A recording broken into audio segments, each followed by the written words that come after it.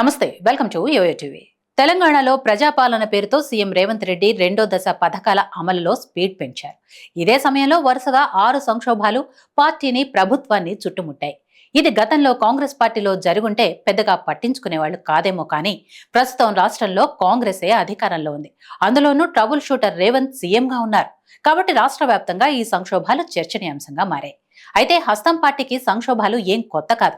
కష్టాలు వచ్చిన ప్రతిసారి వాటిని దాటుకుని ముందుకు సాగటం, కుమ్ములాటలు వచ్చిన ప్రతిసారి పరిష్కరించుకోవటం గాంధీ భవన్ నాయకులకు అలవాటే. అయితే పార్టీని అధికారంలోకి తీసుకొచ్చిన నినాదాల్లో కులగణన ఒకటి.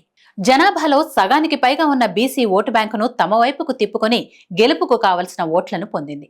అలా తమకు దగ్గరైన బడుగు వర్గాలకు శాశ్వత బంధం ఏర్పరచుకునేందుకు కాంగ్రెస్ ప్రభుత్వం చెప్పిన సమయానికి కులగణను చేపట్టి సర్వేలను లెక్కగట్టి స్థానిక ఎన్నికల నుంచి రిజర్వేషన్లను అమలు చేయాలని ప్లాన్ చేస్తుంది. కానీ కులగణన ద్వారా లబ్ధి పొందుతామా లేదా అన్నది పార్టీని ఇబ్బంది పెడుతున్న సమస్య. ఎందుకంటే కేబినెట్, అసెంబ్లీ ఆమోదించిన సర్వేను మేము తిరస్కరిస్తున్నాము బీసీ సంఘాలు తెగేసి చెప్పాయి. ఇది రేవంత్ సర్కార్కు ఊహించని పరిణామం. అయితే సర్వేను ప్రతిపక్షాలు తప్పుబట్టడం కామన్, వారి పని అదే కాబట్టి. కానీ సొంత పార్టీ ఎమ్మెల్సీనే సర్వేను తప్పుపట్టడంతో బీసీ ఓటర్లలో గందరగోళం మొదలైంది. బీసీ నోటుతోనే 42% రిజర్వేషన్ ఇవ్వటం కుదరదని ఎమ్మెల్సీ తీన్మార్ మల్లన్నే చెప్పటం అనేది పార్టీ వ్యూహంలో భాగమేనా, డైవర్షన్ పాలిటిక్సా అనే అనుమానాలు కూడా వ్యక్తమవుతున్నాయి. కులగణనతో స్థానిక ఎన్నికల్లో పైచేయి సాధించవచ్చని అనుకున్న కాంగ్రెస్ కు ఎదురు దెబ్బ ఎదురైంది. దీంతో మల్లన్నపై చర్యలు అంటూ ఈ టాపిక్ ను క్లోజ్ చేసే పనిలో పడింది. ఇది అటుంచితే మరి అసమ్మతి మాటేంటి? ఏకంగా 10 మంది ఎమ్మెల్యేలు రహస్యంగా భేటీ అయ్యారు. కాదు, 8 మంది ఎమ్మెల్యేలు మాత్రమే. అవును, కలిశాం. నియోజకవర్గాల నిధుల కోసం మాట్లాడుకున్నాం. మంత్రులకు ఫండ్స్ ఎక్కువగా వెళ్తున్నాయని అనిరుద్ కుండ బద్దలు కొట్టేశాడు. ఈ నేపథ్యంలోనే సీఎం రేవంత్ కు మరో 2 మంత్రులకు పొసగటం లేదనే టాక్ కూడా వినిపించింది. దీంతో ఈ విషయాన్ని సీరియస్ గా తీసుకున్న అధిష్టానం దీపదాస్ మున్షిని రంగంలోకి దింపింది. ఎమ్మెల్యేతో భేటీ జరిగింది. అయితే ఇలాంటి అసమ్మతులు రేవంత్ కు కొత్తేమీ కాదు.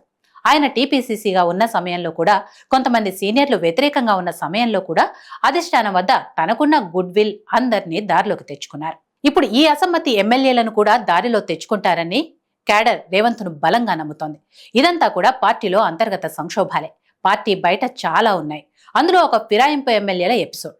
సీఎం రేవంత్ను సవాల్ చేస్తున్న మరో ఛాలెంజింగ్ టాస్క్.